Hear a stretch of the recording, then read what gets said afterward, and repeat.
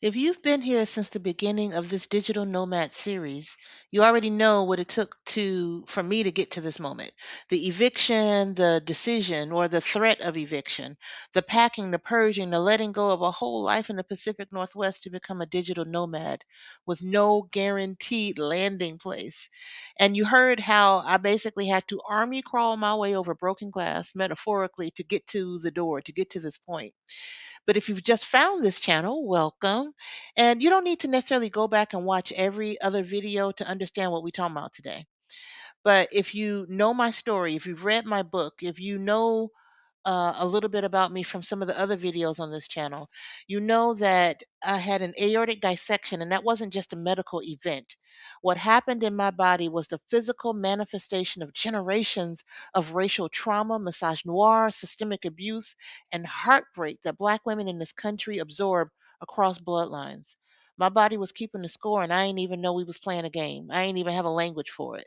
So when I tell you on the sixth anniversary of surviving three open heart surgeries and three deaths and returns, I was on a plane to Costa Rica. I need you to understand that it was not a vacation. It wasn't about kikis. I was a solo traveler, and it was about a pilgrimage. It was about me taking this body that has survived so much that this country put it through and bringing it somewhere where Mother Nature could truly hold it differently. For those of you who found me through the Mother's Day video, this is that same conversation. It's just a different chapter. This is what it looks like when a Black woman is willing to let go of who she had to become to survive in order to be who the fuck she is. This is that story. But before we get into it, if you new, let me introduce myself. I am Barbara Ohuninifa. I am a griot, an author, an ancestral strategist, and the founder of Beautiful Powerful Love, which is a storytelling movement for the remembering, healing, and liberation of Black women at a crossroads. And that crossroads is not a metaphor, it's a lived location. I've been standing in it, writing from it, and building from it from years. But I'll say this, everything that brought me to that airplane, to this moment, to that date wasn't accidental. When I went to Costa Rica, it was October 12th, 2023. And again, it was my sixth aortiversary, which is those of us who have survived an aortic dissection. That's what we call that date. It's the date that we celebrate one more year being alive. 6 years to the date that my aorta tore. And so going to Costa Rica was a part of my healing journey, and I had no idea what was on the other side of it. But that's what we're about to talk about today as a part of this bigger picture of helping Black women, each other, to remember, to heal, and to liberate ourselves. So if that sounds like your jam, like and subscribe, ring the bell, do all the things so that you know when I post more content and others can find this content because we all need this medicine right now. So I landed in Costa Rica October 12th, 2023, carrying my body, my bags, my ancestors. Well, I had my ancestor altar. My ancestors was carrying me, and I had way too many bags. And I had 6 years of proof that I could survive the unsurvivable. But I want to tell you what it felt like to deplane in a country that didn't know my history or the history of my lineage in the United States. The air was different. It wasn't just the temperature, but it was the weight of it. Like the atmosphere itself wasn't holding generations of anti Blackness in it. Like I could just breathe without bracing. Although anti Blackness on some levels did show up later, but we'll get to that. I'd planned this trip as a personal healing retreat. I booked a situation that I believe would hold me. It was a structured retreat experience. I wasn't like joining a group, it was a personal retreat. So there was a Black woman who lived there in La Fortuna who was going to make vegan meals for me. We were going to do some nature healing, some energy healing. It was a whole situation. We were in La Fortuna, which is a northern part of the country near the Arenal volcano. I had a plan, which, if you know me, I'm always have some kind of plan, even if I got to change that plan. But the drive to La Fortuna was the first sign that nature was going to have something to say, regardless of what I had planned. The mountains, the green beyond anything I had imagined, and the kind of lush that make you realize we've been living in landscapes that were just quietly starving us, that were just muted. So I arrived, I settled in. I had a driver that brought me from the airport area to La Fortuna, which is about a 2-hour drive. It was a beautiful drive, and I was exhausted. It'd been a long trip. So let me be real with you about this retreat situation. The situation that I booked, the person I booked it with, was not what they presented themselves to be. I'm not going to name anyone publicly. That's not what this is about. But she was a black woman, um, not from the United States, but in the diaspora. And what I will say is this: the human arrangement was misaligned. That's like the most Michelle Obama go high way I can put it. But actually, let me get into it a little bit further. I was in a space that I found that I didn't find it. She actually offered it to me because she helped manage properties, and it was a beautiful space. I was in this house, a two-bedroom house, solo, but I was kind of in the middle of nowhere, so I had to depend on her driver to take me anywhere.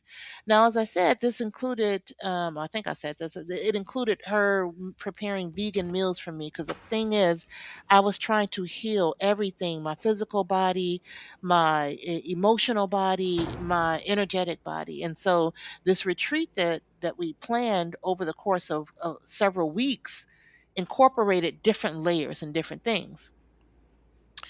And there were just a lot of anomalies that really just set me off. Like, A, she didn't even pick me up from the airport. Well, that's fine. She wasn't there at the house when I got there. I'm just like getting in a car with a strange dude. Now, I knew enough and felt comfortable enough with my own ability to handle a situation, but that's just not what you do with a woman traveling alone that's coming to another country for a healing retreat. I think I wound up seeing her maybe the next day. Um, or perhaps, yeah, and probably the next day. But ongoingly, there were just times when she was supposed to come to do whatever excursion or do whatever retreat aspect, and something would come up and she had to cancel it. And then I'd be with her the next day, which, by the way, she was just taking me on errands with her some of the time, which on some levels it was like, okay, cool, I get to see where ticos, the local Costa Ricans are called ticos, or where people just go to go grocery shopping, to go to the farmers market, to go to heck to Walmart. So I got to see all these things and be around other people, but it was just not what we signed up for and what I was paying her for. And don't get me wrong, I wasn't being this American like you need to give me the service, but homegirl was just integrating to me in her life like it was whatever.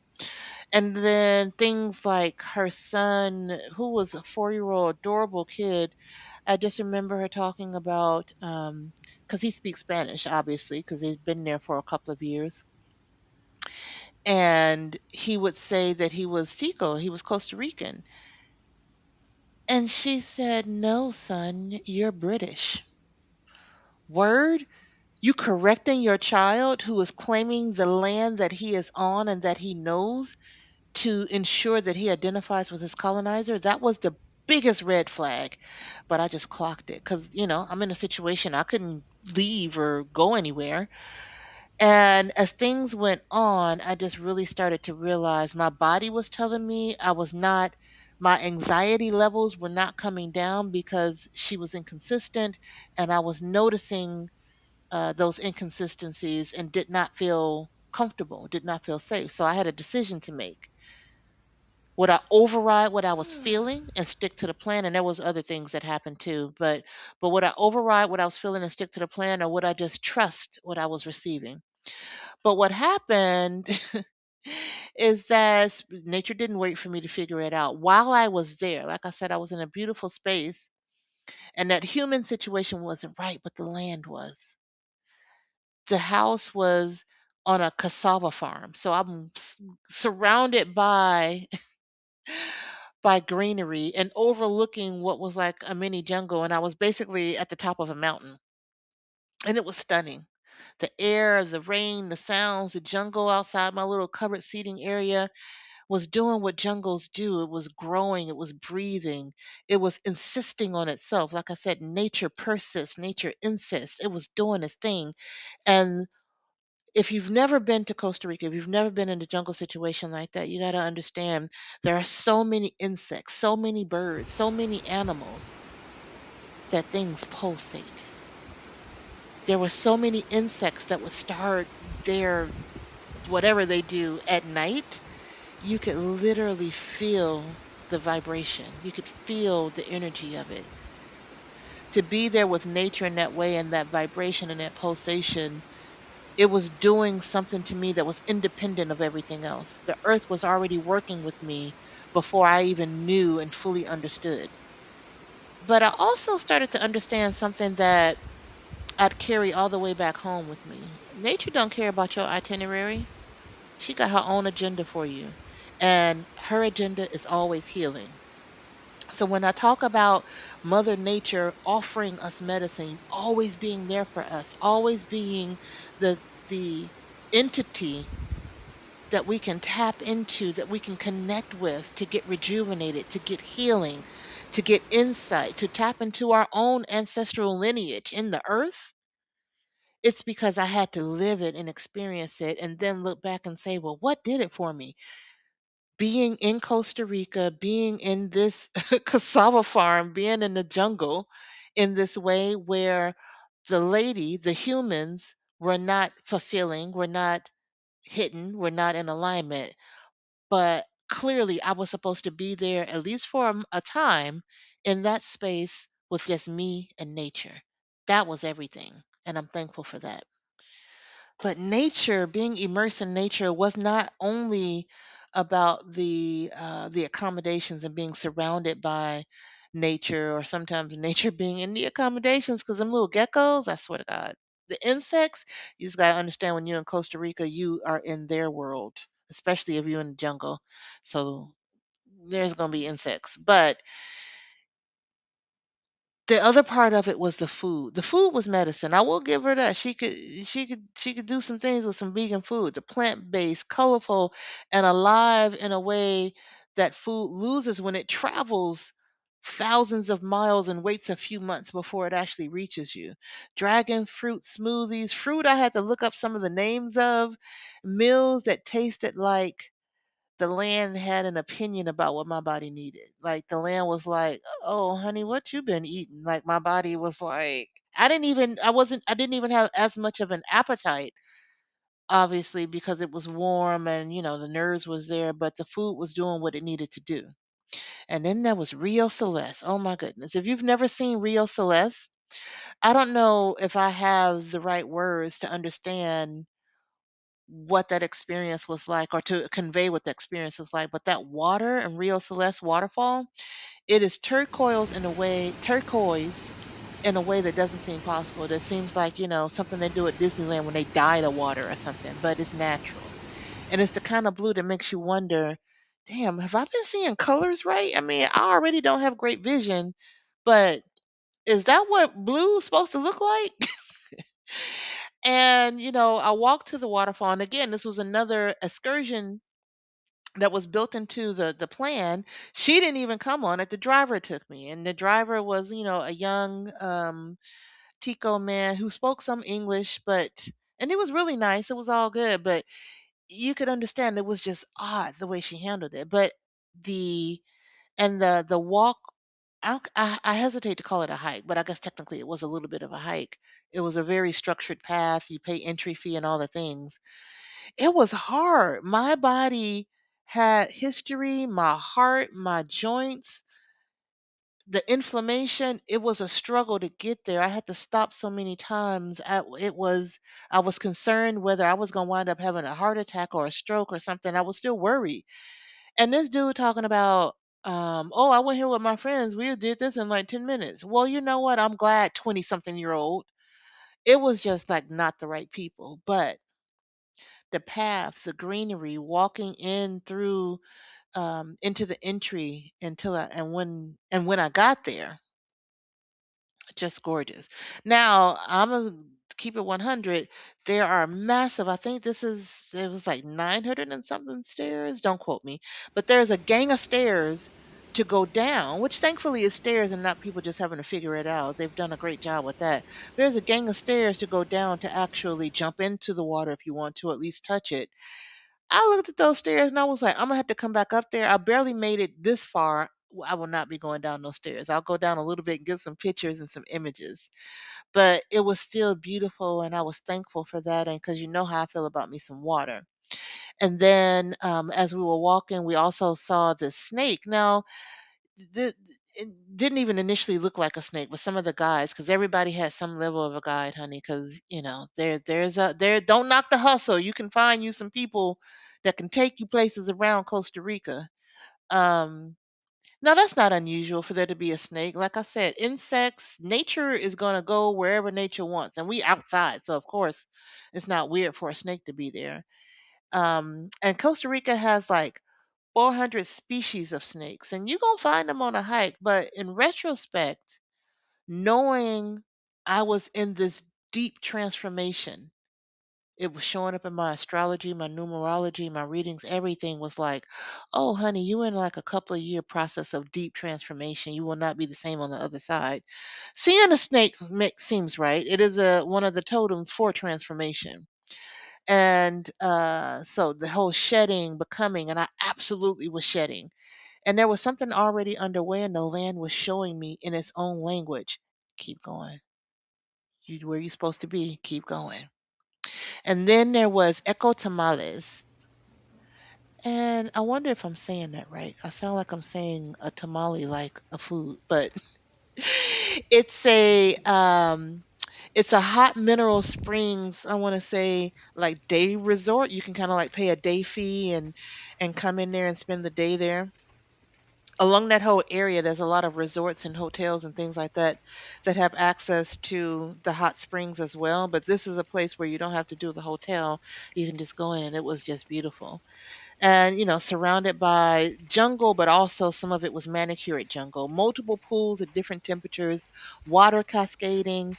And let's see, it was October, so we were still coming out of the rainy season. So sometimes it was raining, but it was, of course, warm. And it's just the kind of place that would make your nervous system remember that it's not designed to be permanently activated. And the fact that it's not just that it was hot water, there's mineral springs that are being fed and mineralized by the volcano. Remember, we're near the Arenal volcano. So there is deep, actual relaxing and healing medicine in these waters. And I want you to hear something. I filmed myself there 5 days in, talking to the camera in the middle of it, because I knew I was documenting and I was just having a good time being there. Today is Tuesday, October 17th. I have been here in Costa Rica since Thursday, October 12th. So that's 5 days. And each day has been a little bit different internally. The process of letting go is real. The process of, I can't put it any other way, letting go. But every day gets a little easier, a little better. I release a little more. And today, I am at Expat, which is this incredible place that, I can't turn the camera around. It's filled with hot spring pools. And I'm about to be here for a few hours. And I'm okay. My children are okay. My family okay. I'm going to be okay. Everything is already not only okay, but it's wonderful. It's good. It's amazing. And I give thanks. Back into the pools I go to release. All the pools, hot. And they're not cold chlorine pools. These are natural, mineral-filled hot spring pools. All right, that's enough. Bye. So yeah, honey, that moment, those waters, whoo, my body was releasing something that it had been holding for years, maybe longer than that, maybe longer than this lifetime. And hot mineral springs don't ask, oh, you ready to get worked on? You ready to let that go? They just work with you. They work to loosen me. They work to release some of the urgency, the hypervigilance, the weight of having survived so much. I could feel it lifting off of me through the water. Echo Tamales became like a cathedral. So at one point we were driving along and I watched and we pulled over because it was a beautiful view and I noticed these pineapple just on the top of a post. And once I got closer, I realized, wow, this is a whole situation. These ants are just organized and purposeful and doing exactly what are made to do. But also, who so beautifully cut this pineapple and left it here on this post, seeming like for the actual ants themselves. And then when you look around, it's like, oh, we're in direct alignment to look at this majestic volcano or the Arenal volcano. And I was just in awe with the spirit of that volcano, the fire ants, because I wouldn't even come close to them ants. They look like they would sting, bite the shit out of you. But with my aortic dissection, pheochromocytoma, that's another health condition thing that I went through. Surviving all of that, and I get to be here and be there and witness nature in that way. It was beautiful. That volcano had been there longer than my grief, longer than my pain, longer than human systems created chattel slavery, longer than capitalism, longer than patriarchy. That volcano was there before all of it and gonna be there after all of it. But that pineapple felt like an offering to me, at least in my mind. That's what I clocked it as, so I gave thanks. I needed to see that. Then we reached a point where Spirit said, move. It wasn't dramatic, it wasn't lightning bolts and visions or hearing sounds and voices. It was the way Spirit usually speaks to me through accumulation, through the body, through my body. And through this quiet knowing that arises before my mind is caught up. The person I booked with was not aligned with what I need, was not aligned with who I needed.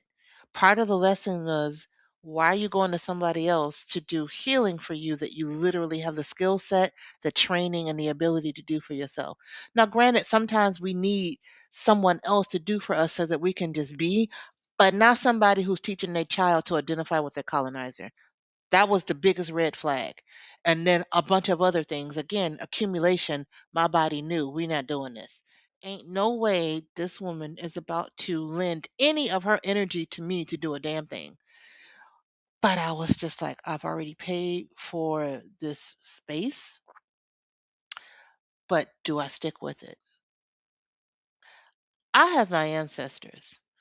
I have my divining tools. And I have the ability to ask, and I could check with what I was feeling.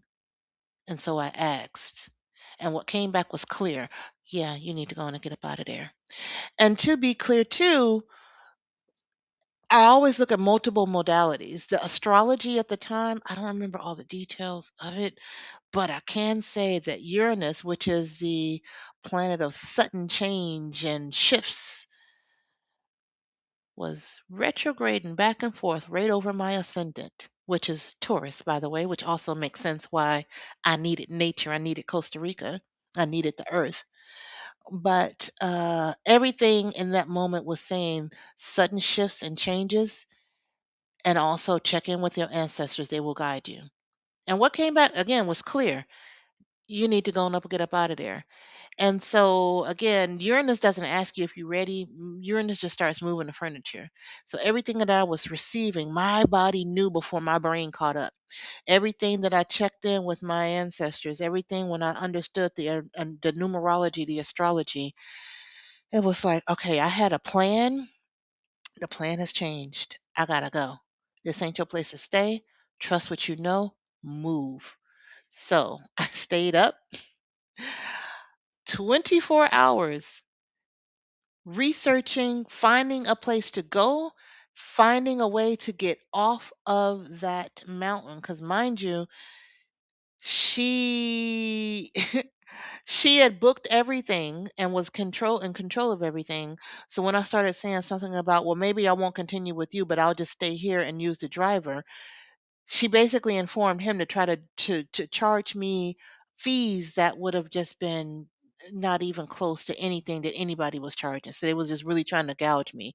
So that's where I say that whole situation is where I say the anti-blackness came in because of that colonizer.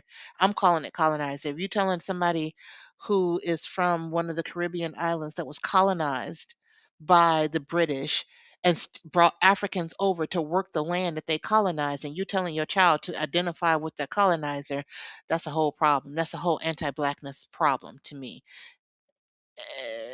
That we're not even going to go no further into. So it was time to go. My people said move, so I moved and I was out. So here's what happened next. I need you to understand what I mean when I tell you this wasn't about logistics, even though part of it was trying to figure out all the moving parts. I needed to get out of a remote area. La Fortuna is not a place, especially particularly where I was not a place that you could leave easily without a car. I wasn't in the city center. I wasn't in any populated areas. I said I'm up here at the top of a mountain surrounded by jungle and cassava farms, and I needed to get to not to Costa Rica, to San Jose, the city, where I could do had an Airbnb, found an Airbnb, which that took a lot of work. Um, I could take Ubers, I could walk places, I could do things myself, but I had all these bags and I had my body, which was not at 100%, nowhere near semi disabled, and I had no plan. So I got on the groups on Facebook that I was a part of, Black expats in Costa Rica, and a few people. Because, like I said, I've been doing the research, I've been engaging, I've been seeing who was who. So I reached out to a few people that my spirit, my ancestors, my Ori, my higher self was like, you could trust them, you could trust them, you could trust them. So I reached out to a few people and explained my situation and asked, what help can you give me? Do you know a way that I can get out? Do you know any drivers? Do you know any transportation? Because in addition to needing to get out of the situation, not having a lot of physical ability, I ain't have a lot of money. I was just barely making it there. I literally was just figuring it out as I went. So then comes Charles Owens, who is the owner of La Terraza Guest House in Gracia, I think it is. It's a bed and breakfast. It's a haven. And I reached out to him and explained my situation. And he, without hesitation, was like, "What the what? She did what? You did what? Let me talk to my driver and see if he can do this. Because if you own a space, especially in Costa Rica, you're going to have contracts and relationships with drivers to take people on excursions and do other things." So he sent his driver to come get me. We made the arrangements. Again, about 2 hours outside of San Jose, so he had to drive. Now, Gracia is closer to San Jose, but he still was about an hour and a half, 2 hours to get to me. And and if you know Costa Rica, there aren't addresses. I couldn't just say go to this address. That's not how they work in Costa Rica. I literally had, and there was no cross street where I could say, pick me up at this street and that street. It's a cross intersection. I literally had to drop a pin and send that to him. And even then, I had to walk a little bit off of the property when he finally got there in order to flag him in to actually come and find me. That's how remote I was. And the driver reduced his rate. He gave me a rate that he wouldn't typically give to just tourists. In working in contract with Charles is what the rate he gave me. So it was truly affordable. Now, Charles didn't know me and he didn't owe me anything. Charles is a black man from Atlanta. I lived in Atlanta. Both of my children were born in Atlanta, so there was a connection there. That's why when I look at these things that were happening, my ancestors were carrying me. They was like, "Okay, all right, yep, mhm." And thankful I was obedient, but Child, I'm thankful. I am so thankful. And then this wasn't about hospitality because I wasn't like I was coming to his bed and breakfast to his guest house. That was my that was ancestors moving through a person. That was, spirit moving through a person. This is what happens when you follow the instruction. The path's open and people show up to hold you. And I want you to think about the ancestral mothers that we talked about in the Mother's Day video, the ones who transmitted wisdom through whatever channel that was available, the ones who made a way when there was no formal path existed. Charles Owens was in that lineage for me in October 2023 in La Fortuna, Costa Rica. And I didn't fully understand it in the moment, but I was relieved and grateful. And looking back, it was again the ancestors saying, "We got you. You listen, we got you. Now go." I just remember feeling relief, exhaustion, gratitude, and feeling just right. I was moving and the ancestors had arranged it, and I was thankful. And part two was waiting. So here's what I want you to take from this part one of my Costa Rica experience. Your plans are a starting point, not a contract. As a digital nomad, you have to plan. You got to have, I'm framework girl all day long. But the purpose of a framework, the purpose of a plan is so that you have initial points to navigate. But you also have to be aware and adjust that plan along the way because real life never matches the plan on paper. And that applies to so many things in my life. You are allowed to leave situations that are not aligned with your healing or your well being, even if you paid for them, even if you plan for them, even if leaving feels like failure. And that applies to jobs, apartments, people, friendships, relationships, whatever the fuck. If it ain't in alignment with who you are here to be, what your assignment is on this planet, and the path you need to take to get there, you are allowed to shift. You are allowed to change. Consent does not just apply to sexual situations, it is across the board. You are allowed to change your mind, you are allowed to change. And to be clear, nature has her own agenda for you, and her agenda is always healing. The hot springs didn't care about itinerary. The volcano didn't care about my anxiety. The land just held me anyway until I was ready to trust the next move.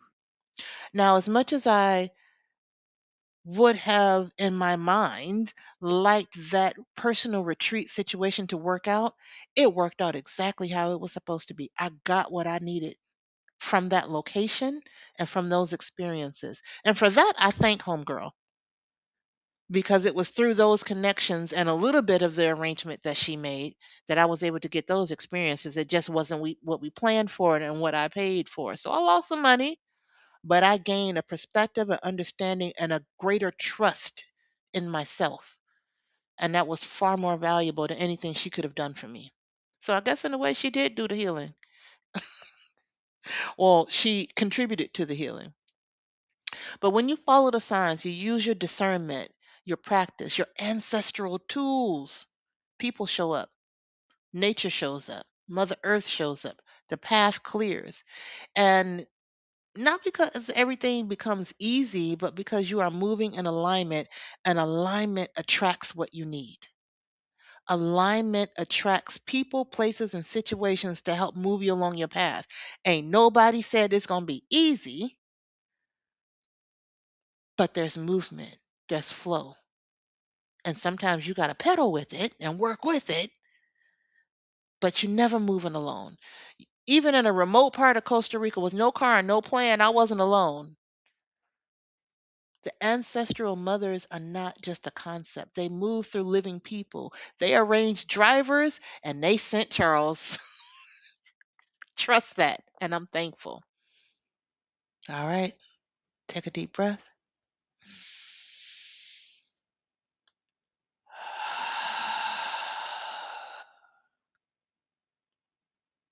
So if this video landed for you, something clicked for you, if it's speaking to something that you're navigating in your life right now, I want to offer you something.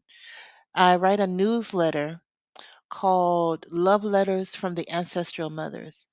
And it's 7 emails delivered to your inbox over 2 weeks, each one with an audio companion with me talking. And they are written to help you slow down, come back to yourself, and remember who you were before the world started tripping. It's free, it's no catch. It introduces you to the 7 portals about remembering yourself. You know, I like them frameworks. The link is in the description. So just go ahead and grab it and let the mothers guide us back to ourselves. And if you're ready to go deeper, the actual written work of remembering who you are, remember who the fuck you are, is the activity book I created for exactly this to help you work through the things. Because again, as I was sitting in airports or sitting in the jungle by myself, it would have been nice to have an activity book that would have calmed my nervous system because of some of the activities, but also walked me through portals of remembering who the fuck I am and doing some of that healing work and telling my own story and capturing my own story. So that's what I created. We'll talk about that later on in the series, but it's available for you now. But without even doing that, definitely grab the newsletters, the love letters from the ancestral mothers. That's free, don't cost you nothing. Just sign up for it. It's in the description. So, in part two, after I left La Fortuna, and landed in San Jose in a high rise in a neighborhood. I say Cura de Bot. Local people do not say it like that. They will be like, what you saying?" But that's the way it's spelled. If I had been there longer, I had started to get in there, but when I go back for a longer period of time, I'm gonna get the pronunciation right, the way the Ticos say it. But I'm in a high rise with a rooftop pool and a city full of people I hadn't met yet, and the ancestors still working for me sent me a brother from DC who became a translator and a real friend, a local Tico that I met in the most modern of ways became a genuine connection that hooked me up with insights that only a local can.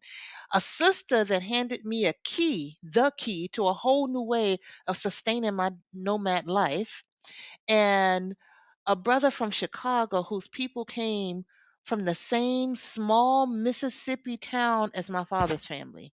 Child, you can't make this shit up. Not a coincidence. It's never a coincidence. All of this was waiting for me because I moved, because I listened, and I got my ass to the city. So part two is coming up. Subscribe so you don't miss it. I want to thank you for rocking with me to the end and for traveling this road with me and for witnessing my journey. I hope some parts of my story can provide wisdom or medicine for your journey. And if so, share this video with another sister that could use this medicine as well. And as always, until next time, take good care of you. Peace.